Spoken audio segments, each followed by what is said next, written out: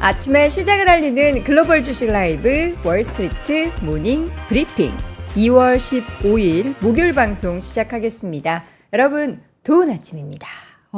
뉴욕 증시가 하루 만에 반등을 했습니다. 저는 여도원입니다. 이름 말하는 것도 까먹었네요.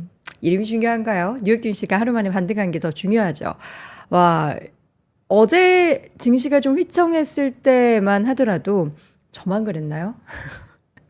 이게 왠지 시장이 이제 드디어 조정이 들어가는 건가? 2월 시장의 조정.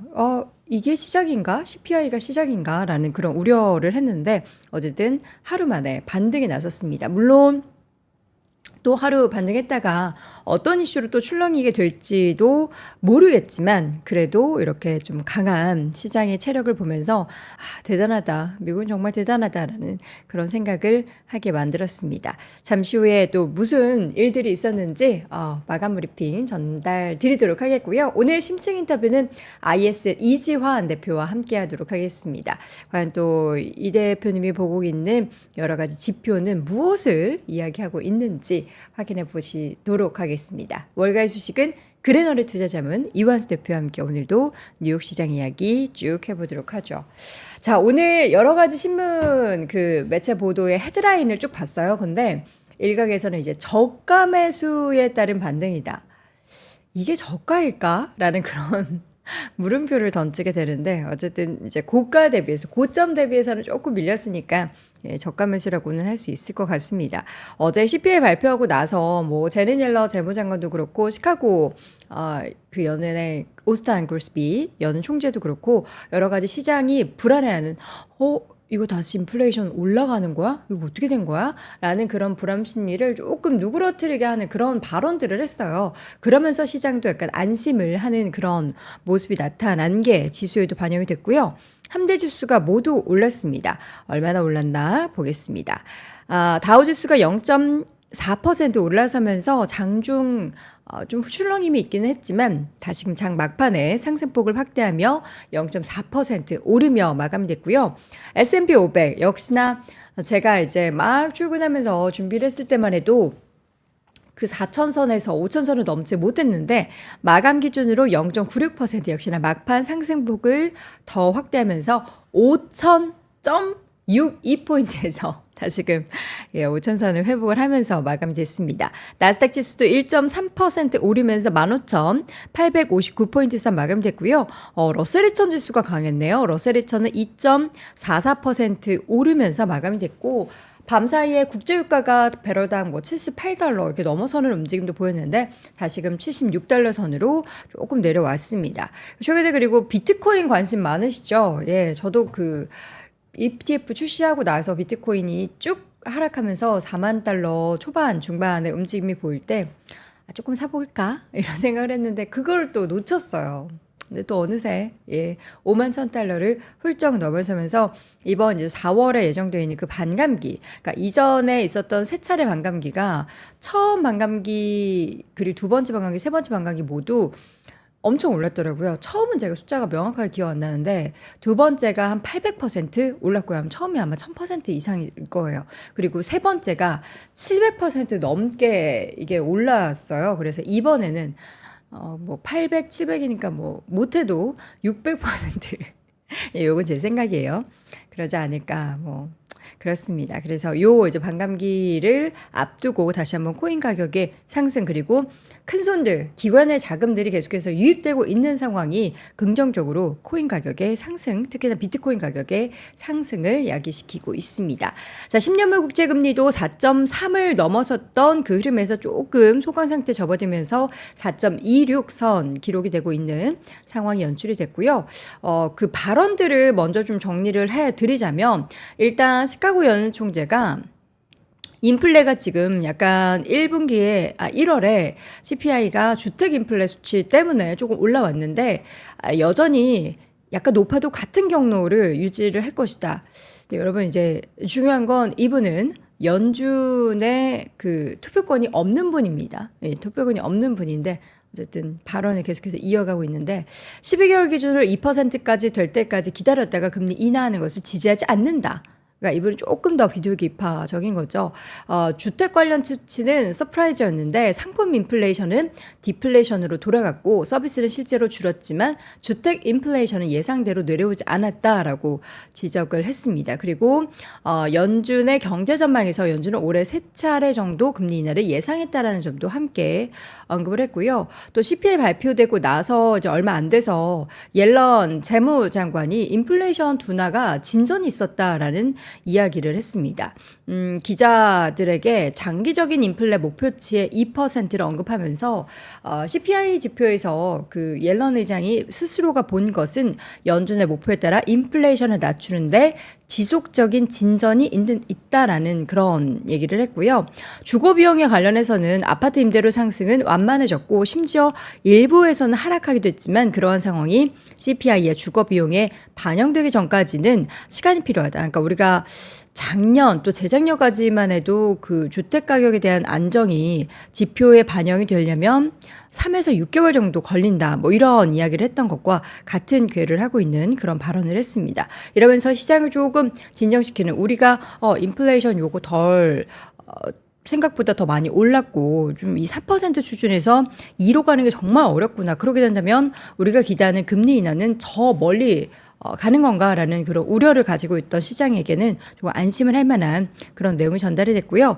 자, 이어서는 종목 이슈를 볼 텐데 종목 이슈 중에 가장 주요했던 이슈 여러분 뭐라고 보십니까? 뭐 엔비디아 주주분들은 당연히 엔비디아를 이야기할 텐데요. 시가총액 상위 그 종목의 순위가 있잖아요. 그 아마존을 제치고 4위 자리에 올라오더니 장중에 3위 자리까지 다시 한번 또 점프를 하는 모습을 보였는데 자, 마감 기준으로는 어떨지 일단 맵을 통해서 보겠습니다. 알파벳, 구글 같은 경우는 0.5% 소폭 상승에 그쳤고요. 지금 엔비디아가 2.46% 막판에 더 올랐는데 제가 시총 순위를 이거를 지금 봐야 되는데 요거 보고 싶네요. 여러분 혹시 지금 확인이 되시면은 시총 순위 종가 기준으로는 어떻게 됐는지 저한테 좀 알려주세요.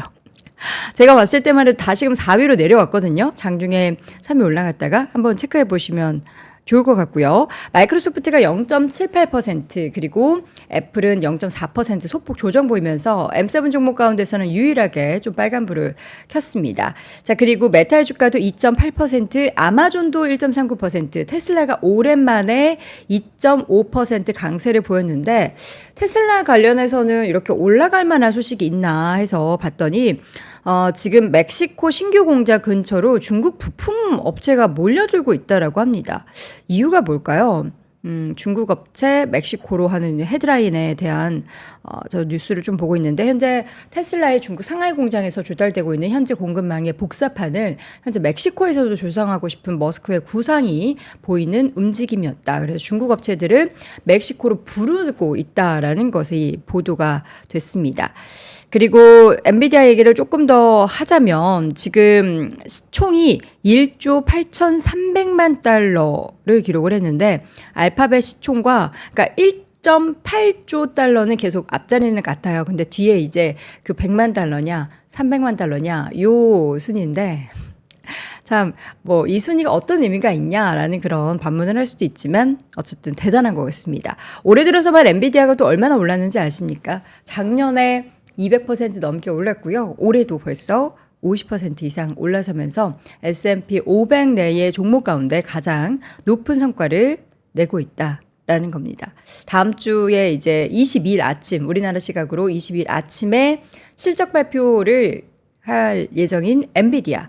계속해서 젠슨 황의 그 어깨에 굉장한 자신감이 이번 분기 실적 발표에서도 이어지게 될지 당연히 뭐 그럴 것 같은데 얼마나 또 서프라이즈한 실적이 전해지고 또 그 가이던스를 제시하게 될지 함께 기대를 하며 지켜보도록 하겠습니다. 자, 종목 흐름 더 보도록 하겠습니다. 어제 실적 발표 제가 이제 전해드렸던 리프트 같은 경우에는 장 막판에, 그러니까 장 끝나고 나서 실적 발표하고 나서 그 향후에 대한 성장률을 5%로 잘못 제시했다가 시간의 거래에서 막 40% 50% 급등을 했었잖아요. 근데 뭐 마감 기준으로 어제 보면은 어쨌든 이제 앞으로에 대한 가이던스가 긍정적이기 때문에 35% 올랐습니다. 16달러 선에서 마감이 됐고요. 그리고 또 다른 종목 중에서는 에어비앤비가 매출이 예상치를 웃돌았다는 소식이 있는데 지금 순손실 규모가 확대가 됐다고 합니다. 이게 또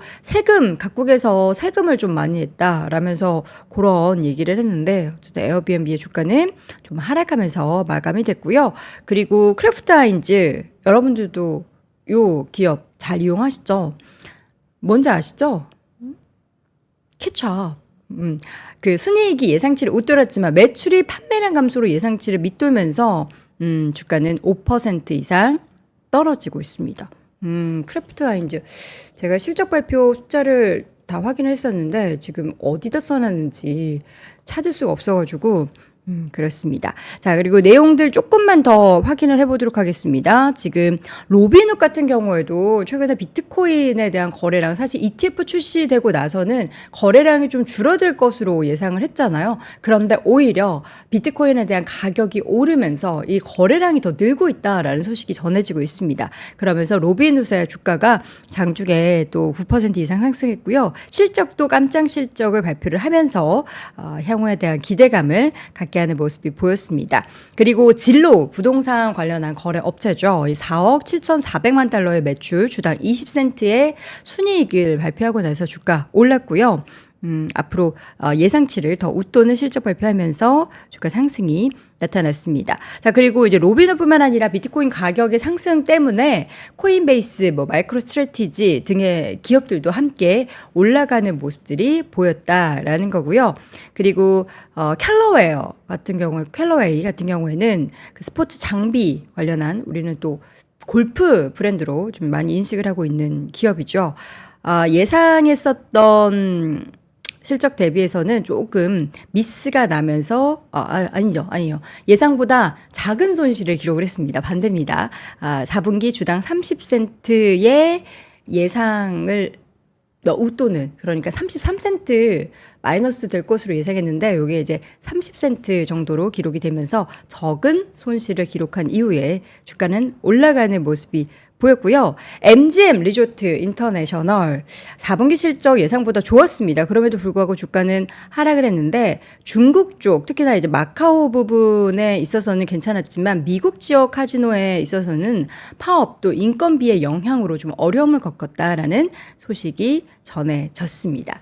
자, 이렇게 해서 전반적인 시장 상황 또 실적 발표 계속해서 진행되고 있는데요. 우리가 기다리는 실적 발표는 사실 다음 주에 대망의 엔비디아 예정돼 있고요. 또 지금 시점에서는 하루 만에 반등하고 있는 이런 미국 시장을 어떻게 또 바라봐야 될지 잠시 후 이어지는 심층 인터뷰 IS의 이지원 대표와 함께 확인해 보시죠. 네, 월스트리트 모닝 브리핑 함께하고 있습니다. 현재 시각 6시 이제 44분을 막 향해 달려가고 있고요. 이번에는 심층 인터뷰 IS의 이지환 대표 함께하도록 하겠습니다. 어서 오세요. 안녕하세요. 네, 반갑습니다. 자, 하루 만에 급반등한 뉴욕 증시, 엔비디아의 질주 어떻게 보고 계십니까? 뭐 항상 작년 1월부터 긍정적으로 하기 때문에 네. 여전히 이제 긍정적으로 말씀을 드리는데 아마 이제 CPI 지표가 좀 노이즈가 나가지고 걱정하셨던 분들이 계실 건데 그쵸. 제가 이제 이 얘기는 어제 많은 분들한테 말씀드렸거든요. 그러니까 우리가 이걸 조금 냉정하게 보면 결국 차익 매물은 언제든지 나올 수 있는 구간입니다. 워낙 많이 올랐기 때문에. 근데 그 차익 매물이 나올 때 이게 결국 추세가 전환되느냐 조정이냐 여부를 보면 CPI가 어제 나왔던 3.1 노이즈는 우리가 보면 자세히 보면 이 노이즈이긴 하지만 예상치보다는 좀 높았지만 어쨌든 기조가 3.4에서 전에 3.1로 낮아지는 기조가 바뀐 건 아니죠. 그리고 아마 어제 노이즈가 크게 나왔던 게 아마 3월 금리 인하론에서 5월로 후퇴했는데 다시 6월로 후퇴한다. 그러니까 금리 인하론이 좀 후퇴될 수 있다라는 부분인데 네. 저는 거기는 별로 동의하고 싶지가 않습니다. 그러니까 왜 그러냐면 파월 의장의 발언으로 우리가 CPI가 2점대에 들어와야지만 뭔가 금리가 인하될 거다라는 기대감을 가지는데 사실 과거의 사례를 보면 만약에 연준 의장의 의지가 있으면 보통은 CPI가 3.5 이하할 때 언제든지 금리 인하를 했었습니다. 그러니까 3 이하라는 기준보다는 조금 더 냉정하게 평가를 하면 3.5 이하일 때 금리 인하를 했거든요. 그래요? 근데 네. 본인이 또 하고 그 숫자로 적어놓은 게 또 2%이기 때문에 그때 파월 의장이 제가 볼 때는 약간의 네. 어떤 그런 그 시장에 따라서 왔다 갔다 하는 부분이 있죠. 왜냐하면 이전에는 좀 더 긍정적으로 얘기했다가 이번에 좀 강압적으로 얘기했다가 이번에 또 얘기를 할 때 또 서비스 관련된 부분 또 얘기를 했잖아요. 근데 그런 부분은 제가 볼 때 약간 의례적으로 보이고 만약에 본인이 진짜 그 디스인플레이션 상황에서 금리를 인하해야 된다고 생각하면 저는 지금부터는 언제든지 할 수 있다라고 봅니다. 그러니까 그게 아마 그 과거의 경험으로 본다면 그린스펀이 예전에 닷컴 버블 이후에 시장에 대한 금리 인하 요구가 컸을 때 금리 인하 스타트했던 시점이 CPI 기준으로 3.5 이하일 때부터 시작을 했거든요. 네. 그러니까 3.5 이하면 물론 이제 이점돼서 당연히 인하를 하겠지만 만약에 정말 우리가 디스인플레이션 기조가 완연하고 경기가 나쁘지 않다고 판단되었을 때 파월이 정말로 디스인플레이션 기조를 가지고 금리를 인하하겠다라고 하면 저는 5월도 가능하고 6월도 가능하다고 봅니다. 그래서 이거에 대해서 너무 숫자에 그 얽매일 필요는 없을 것 같고 또 제가 볼 때는 파월의 기질적인 부분을 보면 이분은 약간 의외성이 있는 그 정책을 결단을 할 때가 있기 때문에 네. 그런 부분도 좀 열어두고 볼 필요는 있다라고 보여집니다. 그래서 지금 현재 우리가 미국 증시를 보면 아마 네. 이제 이제 비관론보다는 이제 우려감이 좀 있죠. 이제 워낙 많이 올랐다. 그쵸. 그리고- 높은 가격에 대한 우려. 그렇죠. 그리고 아마 그 S&P 기준으로 보면 S&P 500 기준으로 보면 이게 5천을 넘어가면 뭔가 시장이 급락할 것이다라는 약간 이제 그런 어느 정도의 그 예견들이 좀 많이 있었죠. 그래서 S&P 500 기준으로 5천이 갔을 때는 정말 조정이 아마 크게 올 것이다라는 부분인데 그거를 지금 이제 조금 따져보면서 말씀드리면 분명히 이제 지금은 고평가 우려는 반드시 있습니다. 이거를 네. 우리가 잠깐 보면 S&P 500 기준으로 보면 12개월 선행 지금 현재 PR이 이제 20배 진입을 했거든요. 사실 우리가 18.5에서 17.5 요 사이를 방향성 모색 구간으로 보면 네. 18.5배를 넘어가면 그 확실히 고평가 구간이거든요. 근데 그 중에서도 20배가 넘어가면 고평가 구간을 맞는데 이것을 우리가 이제 강세장과 구분을 좀 해야 됩니다. 네. 그래서 이 자료는 신한투자증권 김서환 연구원 자료인데 보통 우리가 강세장으로 넘어가면 S&P 500 기준으로 PR 20배가 그렇게 주가가 고점에 해당되지 않았다는 부분과 만약에 이제 강세장이 아닐 때는 어느 정도 판단의 차이가 있는데 특히 EPS가 계속해서 상승하는 구간에서는 이게 과거에 크게 문제가 됐던 적이 없었습니다. 그러니까 EPS와 주가의 시차가 보통 한 3개월 있기 때문에 지금 현재 기업 실적 발표가 나쁘지 않거든요. 네. 그러면 요게 한 3개월 정도 지나면 먼저 선행적으로 올랐던 PR과 갭을 좀 줄입니다. 그러니까 요게 이제 강세장의 특징인데 그래서 요 강세장 기간 동안에서 보면 결국 PR 그 기준에서 이 선행 PR이 올라갈 때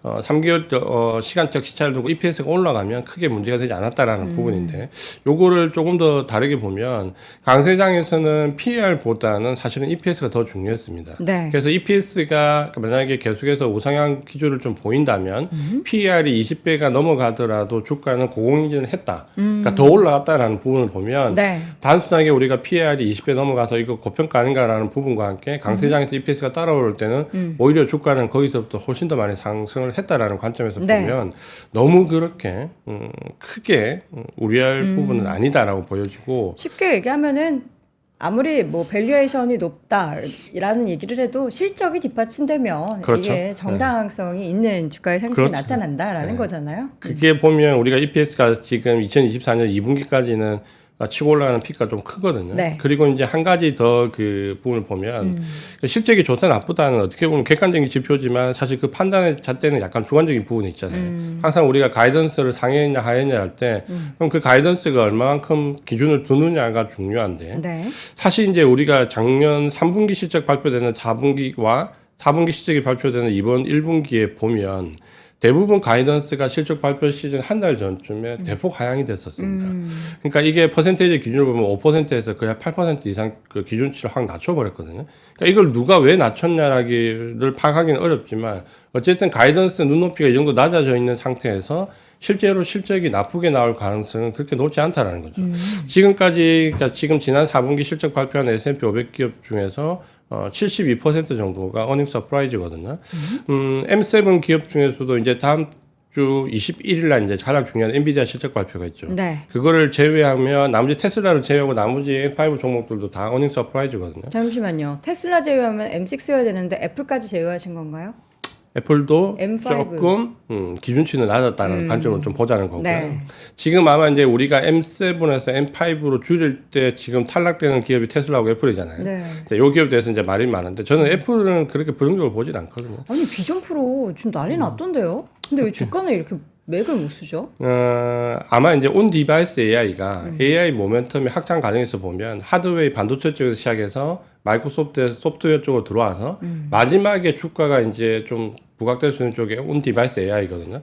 그렇게 보면 아마 이런 얘기를 많이 보실 거예요. 우리나라 증시에서 왜 하이닉스하고 삼성전자 주가가 이렇게 다른가요? 하이닉스는 지금 현재 신고가를 갱신해서 나가고 있고 네. 삼성전자는 여전히 이제 바닥권에서 행보를 하고 있는데 저는 그것도 마찬가지라고 보거든요. 결국 삼성전자가 AI 모멘텀을 크게 받는 게 물론 HBM 반도체가 있지만 그게 하이닉스에 많이 포커스를 맞추면 삼성전자는 의외로 애플과 함께 온 디바이스 AI가 부각될 때 AI 모멘텀이 굉장히 주가에 반대할 가능성이 있거든요. 근데 AI, 이 온 디바이스 AI는 조금 시기적으로 봤을 때는 저는 올 하반기라 보이거든요. 왜냐하면 이 온 디바이스 AI가 제대로 비전 프로 말씀하셨지만 그 작동을 하기 위해서는 일단 운영체제나 소프트웨어 앱이 많이 개발이 돼야 됩니다. 그래서 그게 아마 순서적으로 본다면 마이크로소프트의 소프트웨어 쪽이 먼저 확강을 받고 그 다음 아마 온 디바이스 AI로 넘어가면 저는 그때는 이제 애플도 삼성전자도 주가가 많이 올 거라 보거든요. 그러니까 뭐 부정적으로 볼 필요는 없다라고 보여지는데 네. 테슬라는 이제 좀 다르죠. 테슬라는 지금 현재 가이던스 자체가 하향 조정되고 있기 때문에 조금 이제 1분기는 상당히 관심을 가지고 보시되 접근하기는 조금 어려운 상황입니다. 그래서 전체 발표한 기업 중에 72%면 사실은 우리가 보통 최근 한 2, 3년 경향으로 보면 S&P 500 기준으로 보면 한 70% 이상 계속 어닝 서프라이즈가 나왔기 때문에 평이한 수준이라고 볼 수는 있겠지만 사실은 이 어닝 서프라이즈가 계속해서 눈높이가 낮아지면서 계속해서 평균치를 상회하고 있다는 부분에서는 어쨌든 우리가 판단은 기업의 실적이 나쁘지 않다라는 쪽으로 판단을 계속 유도가 되고 있다. 네. 이렇게 좀 보여지고 있습니다. 알겠습니다. 다음 자료를 보니까 고평가 우려를 실적과 지표를 뛰어넘다 요 주제로 지금 아래 있는 제목이 저는 사실 이해가 잘 안 가서 조기 금리 인하에 대한 우려가 있나요? 그러니까 결국은 조기 금리 인하를 금리 빨리 하기를 다 바라지 않나요? 그러니까 대부분이 조기 금리 인하에 대한 그러니까 그런 부분이죠. 네. 조기 금리 인하를 원하는데 이게 지금 3월에서 5월로 딜레이되고 5월에서 6월로 딜레이되고 이게 딜레이가 될 때마다 금리나 관련된 종목들이 조금 출렁거리고 그러다 보면 이제 어제 같은 약간 쏠림 현상이 나오면 조정폭이 네. 좀 크게 나오잖아요. 그러면 지금 현재 미국 증시는 크게 보면 모멘텀을 우리가 그냥 이분법적인 시각으로 본다면 두 가지입니다. 하나는 금리 인하에 대한 수혜를 받는 쪽과 그다음에 구조적 성장성을 좀 가져가는 쪽. 이 두 가지로 나뉘는데 결국은 시장은 이 구조적 성장성을 가져가는 쪽에 주목을 할 것이고 이거는 금리 동결 시기에서 금리 인하로 넘어가는 과거를 보더라도 거의 비슷합니다. 그러니까 이때 주도 섹터는 사실은 과거를 보면 금리 인하 수혜주가 아니고 구조적 성장성을 가져가는 섹터가 주도주가 됐거든요. 네. 그래서 이 시기에는 주도주가 바뀌지 않는다라는 이유가 이 구조적 성장성이라는 게 단번에 뒤집어지지 않잖아요. 오랜 기간 캐펙스 투자를 통해서 혹은 섹터 자체가 레벨업 되면서 나오는 거기 때문에 네. 이 구조적 성장성을 가져가는 섹터가 끝까지 주도주로 간다라는 부분인데 그거는 이번에도 역시 마찬가지입니다. 다만 이제 이번에 미국 증시가 랠리를 강하게 보였던 이유 중에 하나는 기존에 이 금리 동결 시기에 나왔던 구조적 성장성을 가져가는 섹터 예를 들면 뭐 AI 반도체라든지 헬스케어도 여기에 좀 해당이 되고요. EV가 지금은 좀 고전을 겪지만 캐펙 투자를 비롯해서 구조 성장성을 가져갔고요.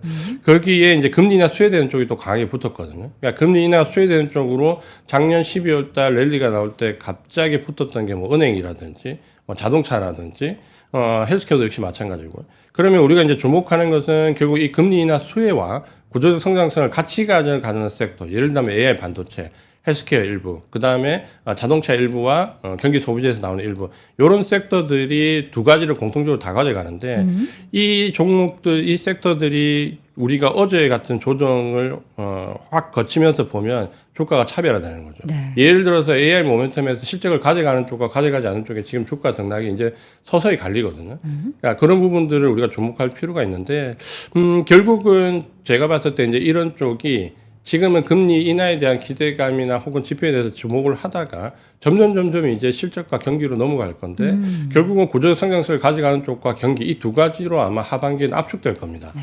그걸 보면 이제는 경기에 대한 판단이 지난번 말씀드렸던 좀 바뀔 수 있는 시기인데 요 차트를 잠깐 하나 보면 이거는 키움증권 김유미 연구원 차트인데 여기 보면 이제 기대 인플레이션은 낮아지고 소비자 신뢰지수 지난번에 보였던 것처럼 이제 꺾여서 올라가는 부분이 보이는데 사실 우리가 최근에 계속해서 지표가 동행지표는 좋게 나왔지만 심리지표와 선행지표가 좋지 않다라고 얘기했을 때 대표적으로 이 소비자 신뢰지수가 좋지 않았거든요. 근데 요게 이제 지금 꺾여서 올라가고 인플레이션 지수가 내려온다라고 하면 사실 이거를 우리가 경기가 연착륙 수준이라고 보기는 조금 어렵습니다. 그러니까 그것보다는 상황이 더 좋다라고 봐야 되거든요. 그러니까 이런 식으로 지표가 지금 아마 증시에 반영되는 구간에 좀 들어올 거고 요거를 ISM 제조업과 서비스업 PMI 변화 추이를 보면 이제 완연하게 둘 다 바닥을 잡고 있거든요. 요 붉은색이 서비스업 PMI고요. 파란색이 제조업 PMI인데 이제 바닥권에서 보면 어느 정도 보면 이중 바닥의 형태를 짓고 이제는 어느 정도 확장되는 구간에 들어가기 직전의 모습을 좀 보여주겠습니다. 이번에 이제 그 파월 의장이 이 서비스업과 관련돼서 조금 더 인플레이션 우려감이 낮아져야 된다고 얘기를 했는데 저는 이제 서비스업보다는 제조업이 턴하는 게 더 중요하다 생각하고요. 최근에 이제 고용지표 발표된 자료들을 잘 보시면 우리가 평균임금 상승률이나 임금 전환율을 보면 제조업 쪽이 이제 더 많이 올라가거든요. 그러니까 이런 부분은 저는 오히려 긍정적이라고 보고 그렇다면 이제 경기가 단순하게 연착륙 구간을 지나서 뭔가 더 좋은 상황으로 갈 수 있다라는 부분에 포커스를 맞출 시기가 좀 왔다. 이렇게 좀 보여집니다. 어제 한 기사에 따르면 제가 또 그 인물이 명확하게 기억이 안 나지만 어쨌든 중국의 경기가 워낙에 안 좋잖아요. 그래서 중국이 경기 침체나 좀 우려가 있다라고 하면 미국만 버텨낼 수는 없다. 그 영향을 분명히 미국도 받을 것이다라는 이야기를 한 관련한 그 경제 쪽에서 좀 저명 분인데 제 이름이 생각이 안 나가지고 있더라고요. 그런 시각에 대해서는 어떻게 좀 보십니까? 사실 중국이 돌아서 준다면 뭐 금상첨화겠죠. 금상첨화할 거고 이번에 이제 중국이 과연 증시 부양책을 최근에 이제 중국 증시가 과도하게 낙폭하다가 그래도 바닥권에서 좀 반등이 나왔던 이유 중에 하나는 증시 부양책에 대한 기대감인데 그게 중국 증시가 최근에 지난주에 홍콩 증시와 함께 중간에 급등을 했던 이유가 두 가지거든요. 하나는 증시 부양책인데 그거는 지금 현재 우리가 금액적으로 보면 중국이 투입할 수 있는 금액이 400조 원이 넘습니다. 네. 그러니까 증시 부양 자금과 함께 금융안정자금 50조까지 포함하면 370조, 50조, 420조 정도 되거든요. 그러니까 그 금액이 투입될 수 있다는 것과 함께 증시 부양책에 대해서 이제 최고 결정권자인 시진핑 주석에게 어떤 조치가 나올 것이다라는 이 시진핑 효과와 증시 부양책 기금 투입이라는 이 두 가지 효과인데 사실 이제 그게 나와서는 중국 증시가 바닥을 잡더라도 중요한 부분은 결국 경기 부양책이 동시에 다뤄되지 않으면 그게 이제 일시적이거든요. 그래서 지금 중국도 고민하는 게 증시 부양책에 들어갈 수 있는 자금 420조를 예를 들어서 소비 진작책 쪽 혹은 경기 부양책 쪽으로 집어넣어야 되는 게 맞지 않느냐라는 소수 의견도 지금 중국에서 나오거든요. 네. 이게 아마 어쨌든 간 제가 볼 때는 이번 춘절이 끝나고 나면 3월 전인되는데 지금 중국의 민심이 상당히 좋지 않고 특히 증시와 관련돼 있는 불만 표출이 노골적으로 나오고 있기 때문에 그렇죠. 아마 3월 전인대 전에 이번 춘절 연휴가 지나고 나면 저는 시진핑 주석 입에서 어떤 증시와 관련된 얘기가 나올 거라고 봅니다. 그러니까 그게 포커스가 증시 부양책에 그치는지 혹은 증시 부양책과 소비와 관련되어 있는 경기 부양책이 같이 나오는지 만약 이 두 가지가 같이 나온다라고 하면 저는 중국 증시가 바닥을 좀 잡을 수 있을 거라고 보거든요. 그래서 아마 춘절 이후에 이런 부분은 관전 포인트가 좀 클 것 같습니다. 자, 이 가운데 우리는 과연 시장이 어떤 섹터가 앞으로도 주도를 하게 될지를 봐야 하는데 명쾌하게 답을 내려주시고 있네요. 주도 섹터는 바뀌지 않는다. 지금 시장을 이끌고 있는 AI를 필두로 한 그 섹터가 앞으로도 시장을 주도할 것이다로 보고 계시군요. 네, 그래서 제가 이 얘기는 어쩌면 지금 거의 이제 1년 이상 말씀드리고 있는 똑같은 내용인데 그럼에도 불구하고 이걸 이제 강조드리는 이유는 사실 우리가 수익을 찾기 위해서 가야 되는 방향의 큰 방향을 이제 잃으면 안 된다라는 부분이거든요. 그러면 금리 동결에서 금리 인하로 넘어가는 이 시기에 가장 특징적인 부분 두 가지는 제가 계속 강조를 드립니다. 그러니까 과거의 사례도 비슷했는데 하나는 주도 섹터가 바뀌지 않는다는 거고 그거는 이 금리 동결 시기에서 금리 인하로 넘어간 이 시기에는 사실 금리가 인상되던 시기에 비해서 매크로 지표보다는 기업 실적이나 구조 성장성 여기에 주목을 하거든요.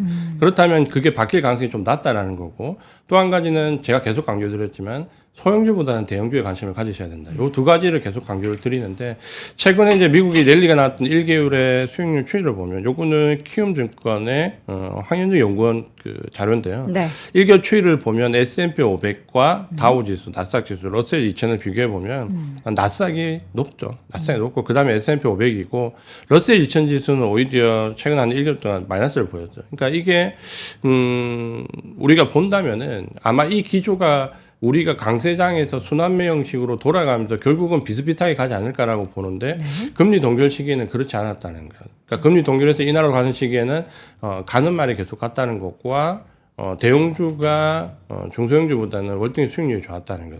그리고 지수 자체가 그 상당히 큰 폭으로 상승을 하면서 지수 연동되어 있는 대형주 수익률이 좋았다는 것은 사실은 뭐 이번뿐만이 아니라 과거에도 동일한 현상이었습니다. 섹터별 1개월 수익률을 보더라도 뭐 우리가 예상했던 섹터 그대로 돌아왔죠. IT와 커뮤니케이션 비롯해서 헬스케어 쪽이나 이쪽이 좀 강했고 금융 쪽이 강했고 안 좋았던 섹터를 본다면 우리가 알고 있는 뭐 에너지라든지 유틸리티, 특히 뭐 부동산은 다 알고 계실 거고. 그러니까 이런 쪽이 안 좋았는데 결국은 이제 이게 뭘 의미하냐면 우리가 지극히 평범하게 예상했던 좋을 것이라 했던 곳이 계속 좋고요. 나쁠 것이라고 생각했던 섹터들이 그냥 나쁩니다. 그러니까 이 기조가 별로 바뀌지 않는다라는 거죠. 그러니까 뭔가 내가 여기서 뭐 쫓아가서 반대쪽에서 뭔가 기회를 찾으려고 하면 사실 그 기회가 잘 보이지 않는다는 거죠. 결국은 가는 쪽에서 차라리 기다리시든지 아니면 분할로 접근하시든지 어떤 전략적인 부분에서는 금리 동결 시기에는 가는 말에 올라타는 쪽이 아니면 수익내기가 만만치 않다는 거죠. 근데 조금 이제 안타까운, 아쉬운 부분은 대부분은 순환매를 기대하고 덜 오른쪽으로 많이 몰리시거든요. 네. 그러니까 요게 조금은 어렵다라는 부분이고 또 한 가지는 AI와 관련된 모멘텀인데 요거는 이제 앞서 제가 말씀드렸지만 이 모멘텀은 제가 봤을 때 올해 끝나는 게 아니라 적어도 내년, 내후년까지 계속 이어질 거고 예를 들어서 반도체만을 놓고 본다고 하더라도 저는 반도체 주가의 피크가 올해가 아니라 내년 하반기, 3분기 이후라고 보거든요. 그럼 그때까지는 중간에 많은 우여곡절이 있겠지만 결국은 이 그 주도 섹터를 끌고 올라가야 되는데 이 AI 모멘텀이 우리가 생성형 GPT에서 불어서 AI 반도체라 불리는 엔비디아나 HBM 반도체 쪽으로는 하드웨어 쪽에 포커스를 맞췄다가 최근에 이제 들어오면서 마이크로소프트에 관련되어 있는 소프트웨어 쪽으로 조금 확장되죠. 근데 이 부분이 제가 볼 때는 아직까지 구조적으로 들어온 건 아니거든요. 아마 마이크로소프트도 윈도우 12가 출시가 되고 AI 앱들이 본격적으로 출시가 되면 이 소프트웨어 쪽으로 각광을 받을 건데 그러면 그 매기가 다시 한 단계 더 뒤쪽으로 와서 아까 말씀드린 대로 온 디바이스 AI 쪽으로 이제 넘어갈 거거든요. 그러면 하드웨어, 소프트웨어, 장치랑 온 디바이스 AI 그러니까 이런 식으로 계속 확장되고 요거 이런 확장이 다시 뭐 예를 든다면 AI라 그 부분이 뭐 자율주행이라든지 로봇이라든지 뭐 산업 섹터라든지 여러 곳에 이제 사업적 영역을 가지고 또 확장을 들어갈 거거든요. 그러니까 이렇게 본다면 지금 이번에 샘 올트먼이 우리나라 와서 뭐 얘기를 삼성전자도 반문을 했지만 네. 뭐 지금 투입되려고 하는 모집하려고 하는 돈이 지금 현재 전체 반도체 섹터의 규모보다도 10배가 더 크거든요. 그러니까 말도 안 되는 황당한 수치인데 그런 수치를 본인이 계산한 이유는 제가 볼 때 이런 확장성을 모두 포함했을 때 나오는 계산이라고 보거든요. 네. 그러니까 지금 들으면 너무나 황당하고 어처구니 없고 예를 들어서 지금 현재 매출이 10밖에 안 나오는데 여기에 100을 투입하겠다. 그러니까 매출 10 대비 투입되는 100이라는 건 말도 안 되는 수치거든요. 근데 그걸 얘기하는 것은 아마 이런 확장성을 다 가지고 판단을 하기 때문에 이거를 우리가 메가 트렌드라는 시각에서 본다면 지금 당장 주가는 뭐 상승과 하락을 반복하겠지만 만약에 좀 진득하게 장기적인 투자 관점으로 가시는 분들이라면 이 AI의 성장성은 한번 길게 한번 파도를 같이 한번 타보는 전략이 좀 필요하다. 이런 부분을 좀 강조를 드리고 싶습니다. 네. 파도가 너무 높게 보일 수도 있잖아요. 높아가지고 가격이. 근데 그 높은 파도를 우리가 탈 수 있는 안정장치라고 볼 수 있는 건 어쨌든 실력이고 업황이다. 그러니까 과거에는 닷컴 버블하고 비교를 하면서 이게 이제 비교하는 그 기준이 다 다르더라고요. 닷컴 버블 때 얼마나 올랐냐를 계속해서 주창하는 분들도 있고 오르고 나서 얼마나 버블이 꺼질 때 그 좀 심각했냐라는 이야기를 하는데 생각해보면 AI 같은 경우는 뭐 물론 지금이 버블을 얼만큼을 책정을 해야 될지는 모르겠지만 꺼질 거라는 생각이 그때도 그랬나요? 닷컴 버블 때도 가장 안 거신 큰 거라고 차이점은 생각했나요? 네. 제가 피부로 느끼는 닷컴 버블과 지금의 가장 큰 차이점은 그때 닷컴 버블 때는 구조적인 성장성이 없었습니다. 그러니까 기대치가 있었고 돌발적으로 나오는 모멘텀이 있었고 네. 돌발적으로 나오는 테마는 있었지만 이걸 기대치를 가지고 섹터 자체가 산업 자체가 레벨업되는 구조적 성장성을 쭉 이어가는 그런 부분이 없었죠. 그러니까 그런 구조적 성장성을 이어가는 지금과 구조적 성장성을 전혀 만들지 못했던 닷컴 버블과 비교하는 것은 제가 볼 때 상당히 맞지 않다라고 보여지고 그때와의 버블과는 다르다. 그때는 어떻게 보면 우리가 테크라는 이름만 들어가면 너도 나도 다 올랐던 시기고 네. 지금은 우리가 냉정하게 보면 이번 실적 시즌을 거치면서 예를 들어서 AI 모멘텀을 다 받았던 주가라 하더라도 예를 들어서 NPU라는 새로운 개념을 가지고 접근했던 인텔 같은 경우는 주가 흐름이 굉장히 좋지 않았잖아요. 반면에 엔비디아는 계속 공행진을 한다는 것은 결국은 실적이 뒷받침되고 구조적 성장성이 지속되느냐 이 여부이기 때문에 아마 닷컴 버블 때와는 많이 다를 거고 대신 이제 우리가 좀 그때와 좀 다른 점은 오히려 개인 투자자분들한테는 지금이 투자하기가 더 어렵죠. 왜냐하면 그때는 테크라는 기업만 들어가면 뭘 사도 다 올랐던 시기거든요. 근데 지금은 AI 모멘텀을 받는 종목들 중에서 구조적 성장성이 실적으로 뒷받침되는 종목으로 접근해야지만 수익이 나거든. 그러니까 그런 점에서 그때와 지금을 비교하면 오히려 종목에 대한 그 선택성이 좁아졌고 신중해야 되기 때문에 투자의 관점에서 본다면 지금이 오히려 더 어렵다. 이렇게 말씀을 드리고 싶습니다. 알겠습니다. 자, 이렇게 해서 오늘도 이재한 대표와 함께 앞으로의 시장에서 어떻게 또 우리가 투자해야 되는지 그 방향성과 주도 섹터까지 확인을 해봤고요. ISN 이지환 대표와 함께했습니다. 고맙습니다. 맞습니다. 장 시작 전부터 종료까지 쏟아지는 수많은 뉴스와 정보들. 이 중에서 어떤 것이 투자에 정말 도움이 되는 정보일까요? 3프로의 증시 셔터맨 박근영 마스터가 직접 정보를 선별하고 투자의 힌트를 드립니다.